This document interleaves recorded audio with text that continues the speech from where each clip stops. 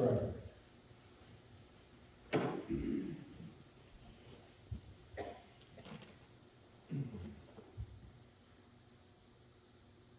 Father, even in our very best moments, we do not know how to thank you adequately for all that you have done for us in Jesus Christ. But you have called us, Father, not only to worship you in our best moments, but even in those moments, Father, that are filled with adversity, we thank you for a gospel which calls us in your Son Jesus Christ to be the people you want us to be. We ask you, Father, this morning that as we hear your word, we would make a decision, Father, today to be that person. And enable us, Father, to be those people that display your will and your gospel to a world that is lost and in darkness. In Jesus' name we pray. Amen. I want to take a moment before I begin preaching to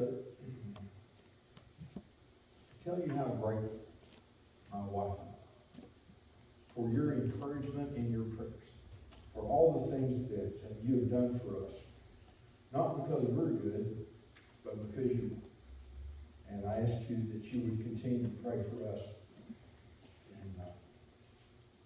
in these times. For I'm not ashamed of the gospel of Christ, for it is a power, not just an idea, not just a concept, but really a power that grasps us at every moment of our lives and reminds us what God has called us to be, what God has called us to do. It reminds us of what God has done. And so every single day, we are able to get up with utter confidence in His power to lead us into a world sometimes that looks immobilized. When we see everything that's going on, when we listen to the news or we look at the newspaper and say just exactly what is going on, this word tells us exactly what is going on. And it calls us to this unique kind of life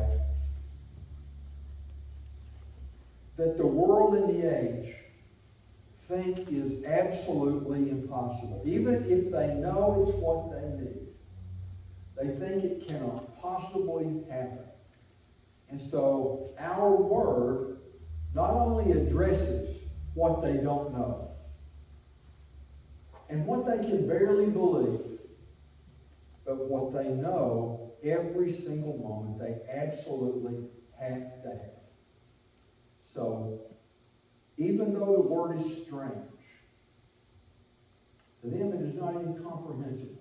I think of Paul in Acts 17 where he goes up to the Acropolis in Athens and he tells the guys, I want to tell you what you already know. I think of the gospel being preached everywhere in the book of Acts. They are telling them what they already know and what they already want. So when we're looking at this word, we're looking at things that need to be said for the people that are there. Because the mission has a unique character, and that character is Jesus Christ Himself. Because when we look at Him and His life, these were the things that He always did. These were the ways that He always behaved. These were the things He did that He taught His disciples to do. And they never got it until they saw the resurrected Lord. And when they saw Him, they never forgot it again. But the other thing is that He's telling them what He wants them to do. And because He called them to do it, He's calling us to do it. And He's reminding us that some of those things, in the beginning, even to us and even to them, look immobilizing. How do we carry this message out. I think the way they did it also is that we do it in Christ. Not by our power, but by His. Because God has done something so unique and so powerful that there is not a moment in which it is not true for us and in us. And when we look at this passage from Romans 12, 14 to 21, there's parts of it that are really challenging because we know that this is what we're called to. He begins by saying at least one thing, and that is, bless those who persecute you, bless and do not curse them. It's important when we see something twice that we pay attention. Bless and bless together with those who persecute and curse. How many of you know what vengeance? You do know, because that means that when somebody takes me on, I'm plotting to take them out. I don't have to think about it. That's the way I was raised. That's the message I got from the culture I'm in. So when we read this word, already we know that we're in trouble. Because it's calling us to something that is natural. To persecute and to curse is normal for us. To bless and to bless is not.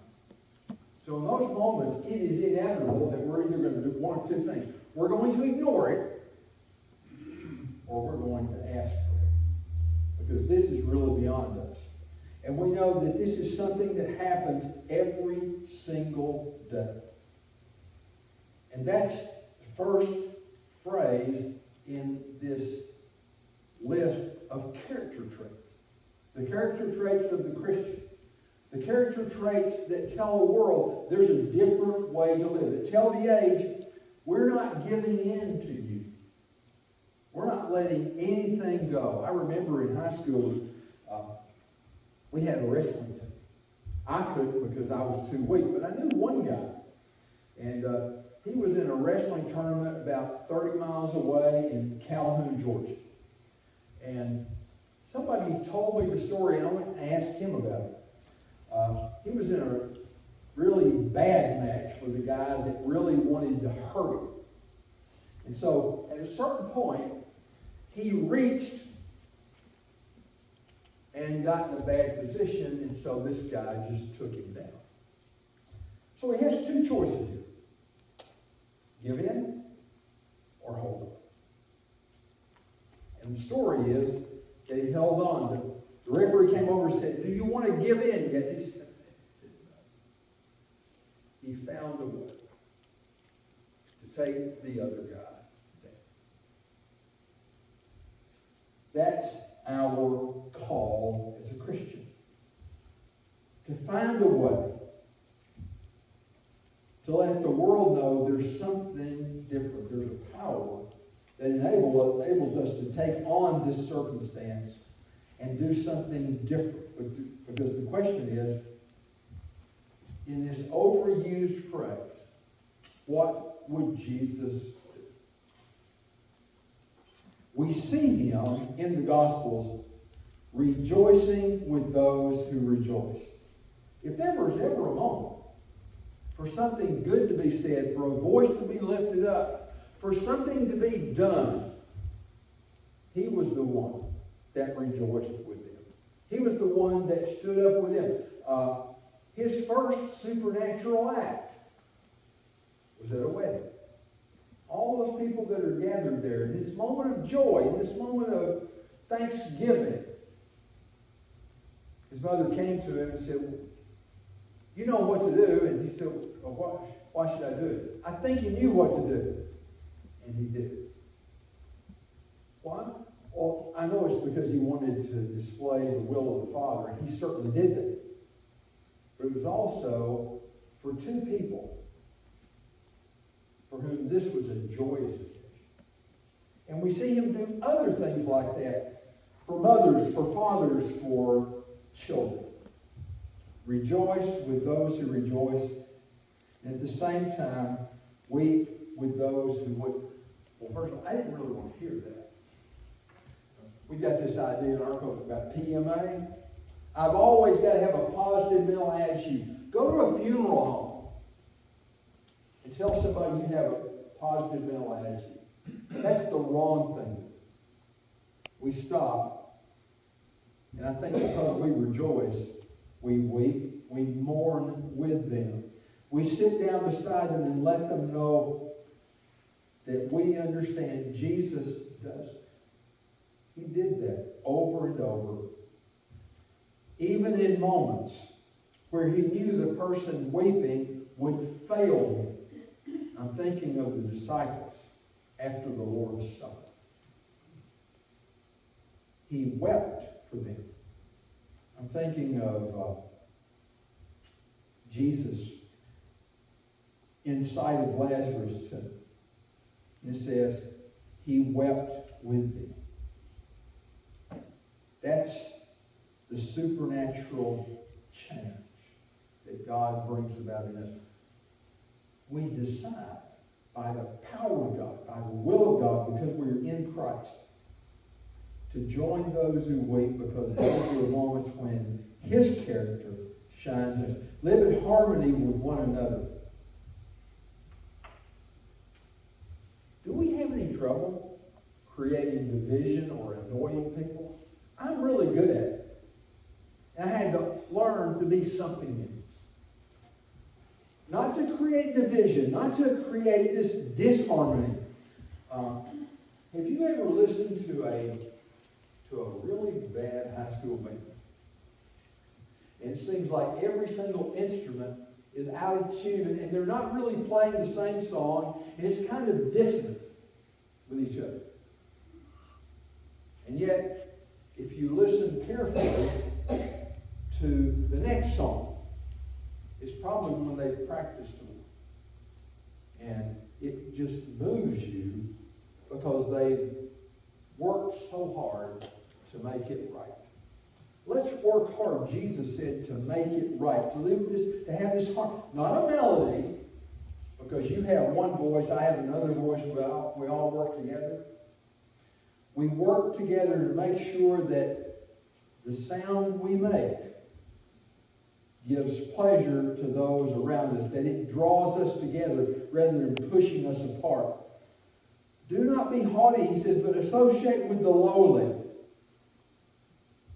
I'd really rather not. Jesus always did.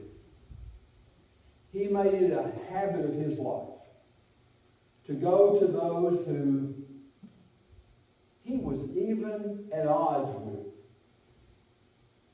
And yet, he was able to create a way to show them that he wasn't that prideful. As perfect as he was, his perfection, his character led him to be with others rather than to judge others. Now, I know that Matthew 23 is in the Bible. I know that he took on the Pharisees.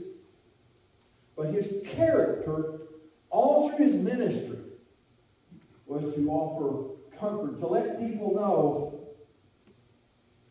that he was not too good to be with them.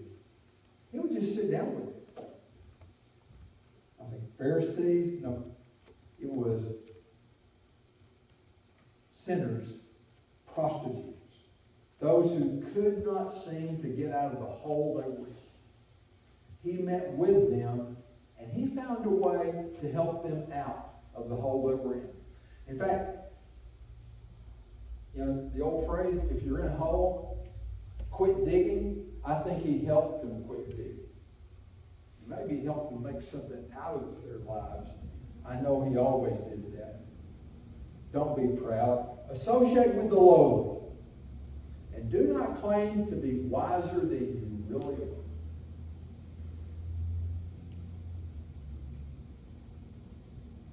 What do we do?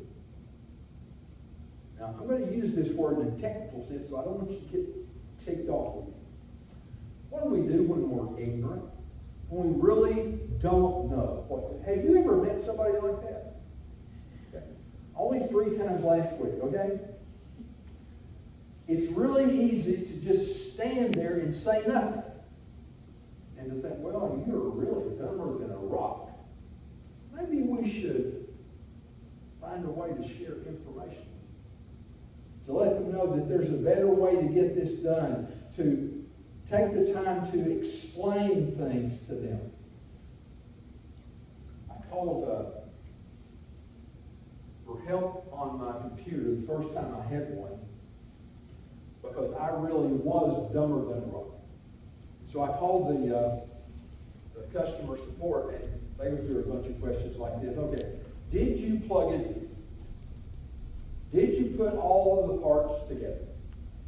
Do you know how to turn it? Do you know how to put the disc in the disk drive? So, do you know why they do that? Because people don't know.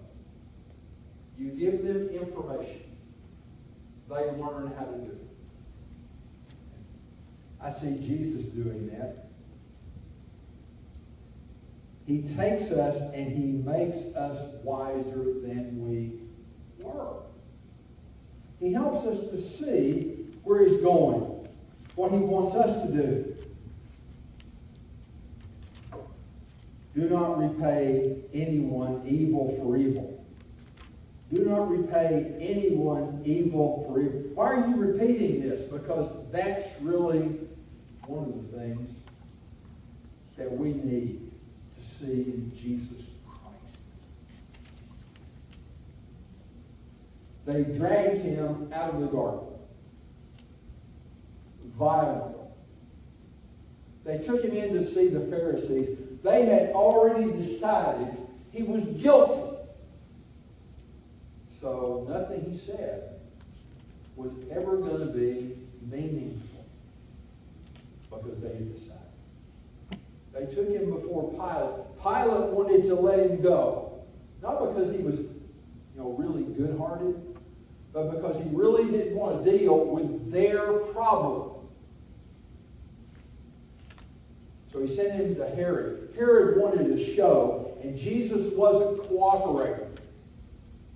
So he sent him back to Pilate. Pilate still didn't want to deal with it. He said, I'm going to let him go. And so the crowd, the Pharisees said, by the way, if you do this, we're going to tell your boss about it. They forced him to do something he really didn't want to do, and he was too cowardly to stand up. And then they dragged him to a hill and violently murdered him. And so Jesus says to us, don't repay anyone evil for evil. Well, did he do that? Well, 3 days later, his apostles, who had ignored him and ran away, he shows up in the room and says, we need to talk. And they behaved the way we would behave if Jesus showed up. We're running for the doors. He still called and expected them and empowered them to do his will. And so that means whenever I'm that way, whenever we behave that way, he's calling us not to do. In fact, he is absolutely calling us to do something different. Take thought for what is noble in the sight of all. There's some things that everybody knows are right all the time. Respect marriage. Respect God. Respect each other. Use every opportunity you have because of the gospel to do good for every person you meet. And it doesn't matter who they are, because he's already set the terms of this entire discussion, because he says, bless those who persecute. And that word there, bless, is exactly what it means. It's from the Sermon on the Mount. You do good to them. You do the very best you can for them. Take thought for what is noble in everyone's sight, because even if they don't act that way, they all know what's good. They all know already the right thing to do. Now, they don't behave that way, but they know what it is. Because everybody that dragged Jesus Christ up to Calvary knew that it was wrong. They just didn't care. And Jesus Christ resolutely refused to take vengeance on them. He didn't repay evil for evil. He did what was noble in the sight of all. If it is possible, as far as it depends on you, live peaceably with all. That's tough, because there's some people that don't want to live peaceably with me. And every time I meet them, they remind me that I really don't want to do this. Well, I have 3 choices. Actually, there's only 2, but I'm going to put 2 together because they belong together. I can hate them back and do violence. Or I can just say, whatever. And that's intolerance, which is worse. Because what you're saying to them is, well, you don't really matter. So, I don't care. But the third one is what this passage is talking about. You choose in those moments to be at peace with them, even if they're not at peace with you. Because that's what Jesus did in front of his disciples, in front of the Pharisees and the Sadducees, in front of Herod, in front of Pilate. He said, I choose to have peace. And it really annoyed them. Jesus chose to be at peace. He's repeating himself. Never avenge yourself, but leave room for the wrath, for it is written, vengeance is mine, I will repay.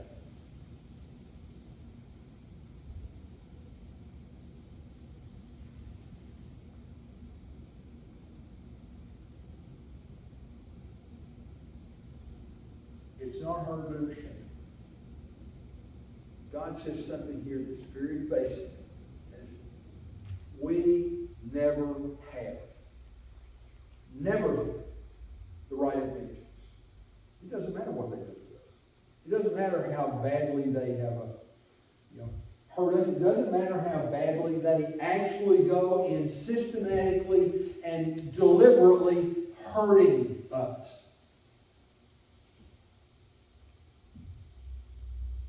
Vengeance is mine. This is about possession. We don't have it, and God does.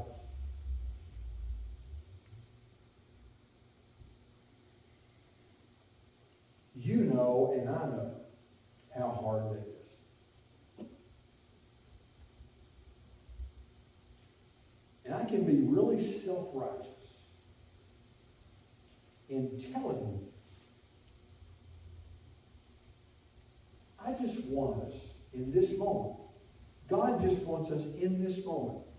Because everything he says after this is about one thing. Because the standard for love in the kingdom is the enemy. It's not hard for me to love my wife because she tolerates every stupid thing I have ever done. Because she made a choice to love me. It's not hard for me to love my kids most of the time. Occasionally they'll say something or do something that I absolutely know that I've told them not to do, and they absolutely know is stupid. But no matter what they do, I love them. I would go to the wall for them, and you would too, for your kids. But then there are people that I know that I can love, and sometimes it's really not hard to love them.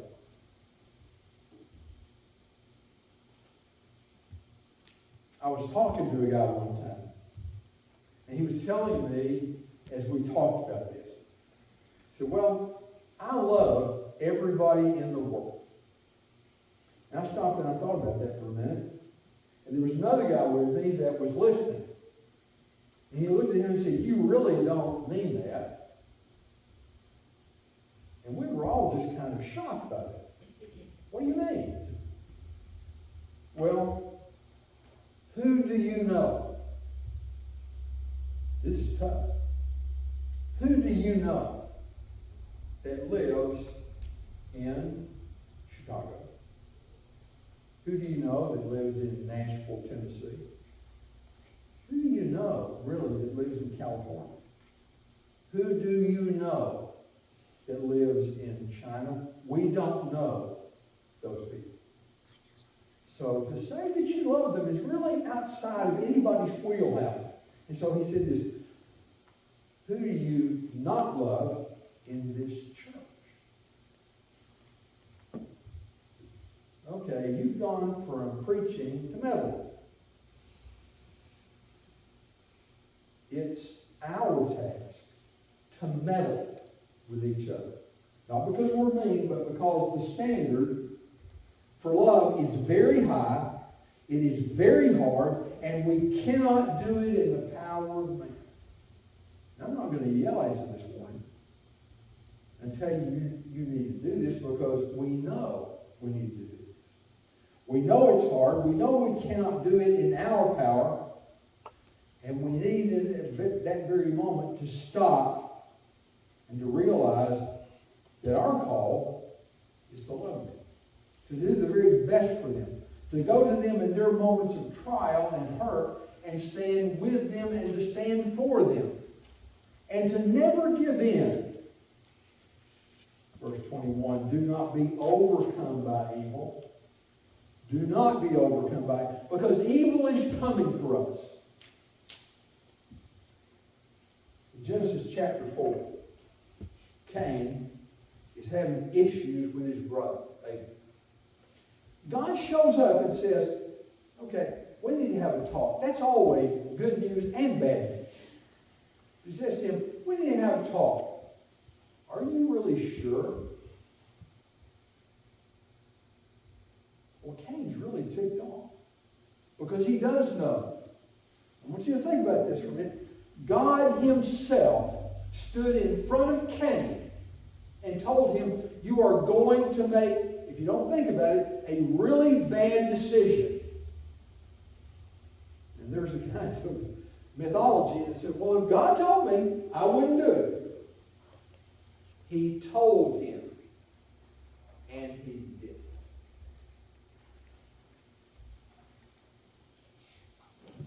Do not be overcome by evil. Well, how do I not be overcome by evil? Because in the gospel, Jesus Christ himself lets us know that we can overcome by his power evil. When we stand and we push against it in our strength, we're going to lose. When we stand and push against it with the power of Jesus Christ,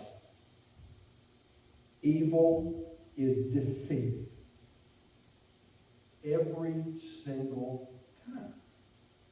So how do you know that? Because Jesus Christ walked out of the tomb. And every enemy that stands against us was utterly defeated, and they knew it in that single moment. We know what Jesus would do. And so this gospel calls us to do that very thing. This gospel that is not just simply a good idea. It's not the opinion of God. It is the declaration of God that he has accomplished in Jesus Christ. And so this is what the mission is. Because this mission has a unique character. It reaches out to everyone in this assembly. It reaches out in us. They see it in us. They don't see it perfectly in us, but they see it in us. And that encourages us and empowers us by the gospel, by this power. Maybe, just maybe, I can really love the person in my neighborhood that really gets on my last nerve. I've taken the habit now, because the doctor told me to, walking around the block of my house about 6 or 7 times. How many times I can do it without falling down. And it's getting better. But as I go around, there's one neighbor I really didn't know. So I took the chance of sitting down with them. I found out this was really a mistake, because I don't think they like anybody. And so I sat there for a moment and I prayed, and I said, I can really walk away from this. But there was another word that made me at war with myself. And so I sat there for just another 2 or 3 minutes. And they began to tell me about their life. And all the things that had happened to them. And all the hurt that was part of their life. And all the things that had happened that had made their life less than what they really wanted it to be. And they looked at me, and they were a little amazed. Now, you've done this, I know. He said, no one has ever listened to me. In our listening, we overcome. And that word, overcome, by the way, is used in the book of Revelation. Because 7 times he tells churches, you're overcomers by the power of God. So this is the call. This single thing. Bless those who persecute you. Bless and do not curse them. Do not be overcome by evil. But look at evil and say one thing. You're done. You're defeated. I look at the cross of Jesus Christ and the resurrection of Jesus Christ, and I know that I'm looking at someone who has no power. So we overcome, not by the power of man, but by the power of God. And so, as you read that, and that's what I want you to do this week, Romans 12, 13, 14 to 21, you can get through it in about 2 or 3 minutes. Just read it. That's all. Just read it. And let those words work in your life to call you to something different. Because that's the power of the gospel working through us. We see it in the life of Jesus Christ. And if we're really paying attention, we see it in the life of the church. We see it every day. Sometimes it's spectacular. Like when I called Pat yesterday and said, I need you to drive me to Evansville. He never even hesitated. He said, what do you want to do? He came over. You see, I'm not the hero of this story, Pat. Yes, you are. Don't shake your head, man. You are. And he was patient with me all day. Why? Because that's the Spirit of Christ calling him and challenging him to do something for someone else. Overcoming evil with good. You need to respond this morning. We ask you to do that.